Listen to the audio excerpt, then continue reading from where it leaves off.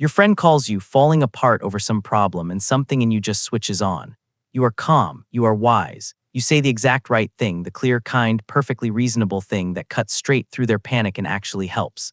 They hang up feeling better, telling you that you always know what to say. And then a week later, you hit the exact same problem in your own life, and you are a total disaster. You are spiraling at 2 a.m., catastrophizing, completely unable to see the obvious answer, the very same answer you handed your friend without even trying. If you are the person who gives incredible advice and then cannot take a single word of it yourself, then this is about you. And here is the part that is going to be a genuine relief to hear. That is not hypocrisy, and it does not mean you are a fraud who does not practice what they preach. It is a specific, well-documented quirk of the human brain. And once you understand it, you are going to stop feeling like a liar every time you help someone.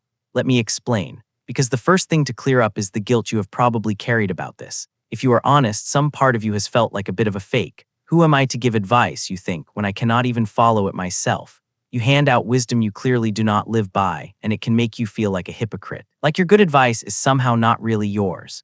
I want to take that off the table right now, because it is based on a false assumption. The idea that if the advice were truly yours, you would be able to follow it. The research shows that is simply not how the mind works. The ability to see a problem clearly and the ability to see your own problem clearly are two completely different skills, running in two completely different modes. You are genuinely good at the first one. You are just human at the second. So let's look at what is actually going on because it is fascinating and it has a name. The whole thing is so common and so consistent that psychologists gave it a name and studied it directly. They call it Solomon's paradox, after the ancient king Solomon, who was legendary for his wisdom dispensing brilliant judgment to everyone who came to him, while his own personal life was reportedly a mess of poor decisions. In 2014, two researchers named Igor Grossman and Ethan Cross studied this exact effect, and they confirmed it holds up. People reason more wisely about other people's problems than they do about their own. In their experiments, when participants reasoned about someone else's dilemma, they showed more of the qualities we think of as wisdom. They considered other perspectives. They recognized the limits of their own knowledge. They looked for compromise. When they reasoned about their own identical dilemma, all of that dropped. So this is not a personal failing of yours. It is a fundamental feature of how human reasoning works, so reliable it is named after a biblical king, which raises the real question. Why? Why does the same brain get so much smarter the second the problem belongs to someone else? The first reason is that you cannot get any distance from your own problem, and distance is where clarity lies. When it is your friend's problem, you are standing at a comfortable distance from it. You can see the whole thing, the shape of it, the options, the way it will probably look a month from now. You have perspective because you are outside of it. But when it is your problem, you are not looking at it. You are inside it, standing right in the middle, too close to see anything clearly.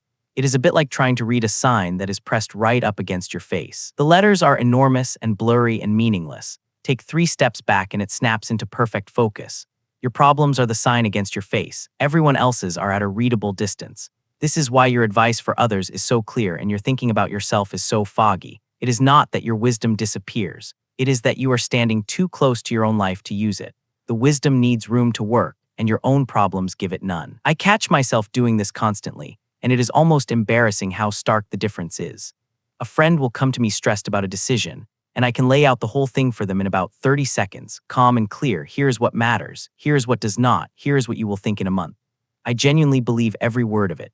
And then I will spend an entire week paralyzed over a decision that is honestly smaller than theirs was, running in circles. Unable to take a single step, treating a minor choice like it might end my life.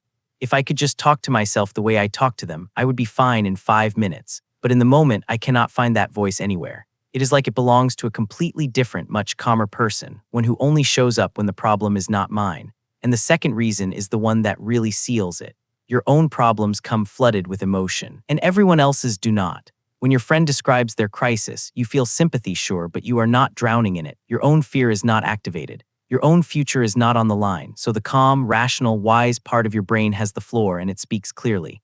But when it is your problem, all of that changes. Now there is fear, there are stakes. There is your ego, your history, your specific terror of how it might go wrong. That flood of emotion pours in and drowns out the exact same wise voice that spoke so easily a moment ago for your friend. If you find these explanations for your own contradictions as reassuring as I do, take 1 second and subscribe. It genuinely helps this channel keep going. Okay, because this is the key. Your good advice does not come from not having these feelings. It comes from your friend's problem not triggering them in you. The wisdom was never the hard part. Staying calm enough to hear it when it is your own life on fire is the hard part.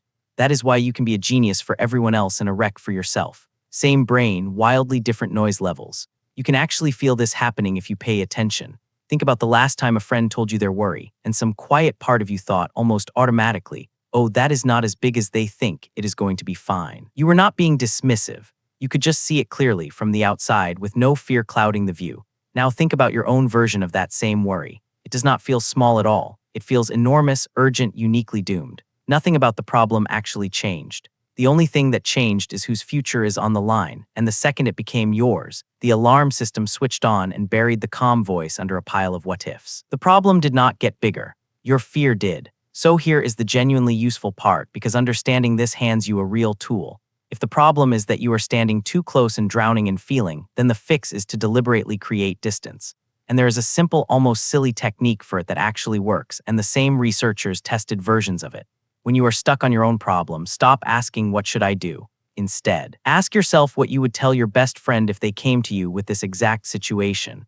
Say it out loud if you have to, or talk to yourself using your own name in the third person as if you were advising someone else. It sounds ridiculous, but it works because it tricks your brain into stepping back from the sign against your face and reading it from a normal distance. You already have the wisdom. This is just how you get far enough away from yourself to actually use it. You are, in a very real sense, learning to become your own wise friend. And there is a small trick within the trick that makes it even more powerful. Do not just imagine the advice, actually picture the specific friend. Picture them sitting across from you, telling you your exact problem in their own words. Really hear it as theirs. The moment it becomes someone else's story, you will notice your whole body relax a little, and the calm, clear voice you use for other people will quietly come back online. That is not you pretending. That is you accessing a real ability you have always had, just aimed for once in the one direction it never naturally points, at yourself. Now, here is the honest part worth holding onto, because I do not want this to become an excuse. Understanding why you cannot easily take your own advice is not permission to stop trying. The goal is not to shrug and say, well, my brain is just built this way. The goal is to use the distance trick, to actually apply to yourself even a fraction of the grace and clarity you give everyone else. Because here is something worth noticing. You are almost certainly kinder, more patient, and more reasonable with your struggling friend than you ever are with yourself. You would never talk to them the way you talk to yourself at 2 a.m. So maybe the real lesson is not just about advice. It is about learning to extend to yourself the same basic compassion you so freely give everyone else. That is a harder skill than any single piece of advice, and it is the one most worth building. So let me bring this home. The reason you can give brilliant advice and not follow it is not that you are a hypocrite or a fraud. It is Solomon's paradox, a genuine, documented feature of the human mind. You reason more wisely about other people's problems because you have distance from them and you are not drowning in the emotion of them. And you reason poorly about your own for the exact opposite reasons. You are standing too close and your own fear floods the room. And here is the part I most want you to keep. The next time you help a friend through something and then fall apart over the same thing yourself, do not take it as proof that your advice was empty or that you are a fake. Take it as proof of something better. It means the wisdom is real. You genuinely have it. It means you are the kind of person people come to when they are lost because you actually know the way. You are not a hypocrite. You are just a wise person who happens to be human, standing too close to your own life to always see it clearly. And the beautiful thing is, now you know the trick. The next time you are the one falling apart, you can do the one thing you are already so good at. You can stop, take a breath, and quietly ask yourself what you would tell a friend. And then, maybe for the first time, you can be as kind and as wise to yourself as you have always been to everyone else. So tell me down in the comments, because I know this one hit a nerve. What is the advice you give constantly, wisely, beautifully, and then completely fail to follow in your own life?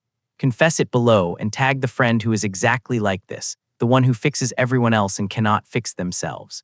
And if you want to understand the machinery underneath all of this, why your brain floods your own problems with so much noise in the first place, go watch the one on why you overthink absolutely everything, because that is the same storm drowning out the same quiet, wise voice.